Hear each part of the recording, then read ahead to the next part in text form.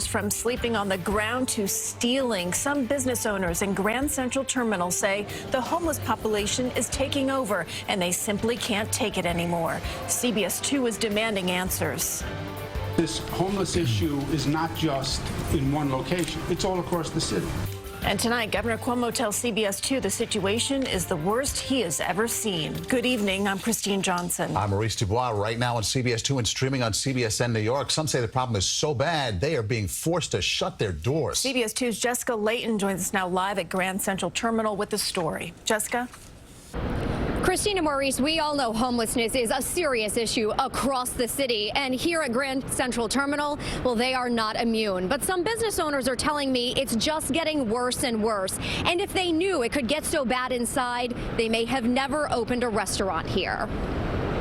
Inside this world-class transit hub adorned with grand chandeliers, you'll find men and women sleeping at tables, hunched over on benches, using drinking fountains to bathe, walking barefoot, feet away from where about 24 business owners are trying to make a living selling food. I mean, at 5:30 in the afternoon, it becomes a homeless shelter. Joe Germanata owns Art Bird and Whiskey Bar, one of the restaurants in the lower-level dining concourse of Grand Central Terminal. He says the overwhelming homeless problem has him on the brink of closing. He's already cut staff. What's the worst thing you've seen? People sitting in chairs with their exposed. Sometimes they can be violent. One guy, I think it was yesterday, he was peeing himself. A worker at this Chinese-American takeout recently opened the shop to find a man passed out on the floor. And they have surveillance video of someone breaking in overnight, stealing tablets. The customers is afraid to come in to buy.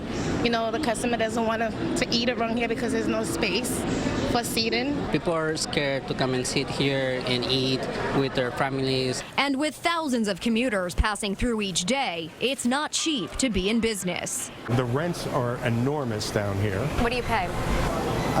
All in, it's about $50,000 a month. To the MTA? To the MTA. Eateries that blame the problem for a loss in revenue say they've brought their complaints to the MTA multiple times and tell us it's falling on deaf ears. But the MTA and Metro North Railroad see things differently. It's a very attractive place to do business, and we've had no trouble filling the leases in the dining concourse. But would you say that homeless folks bathing, harassing customers for money, and stealing from restaurants, that can't be good for business? Well, in terms of the types of conduct that we're seeing here on the dining concourse, crimes are actually relatively low. But I'm not going to pretend that homelessness is not a problem. It's all across the city.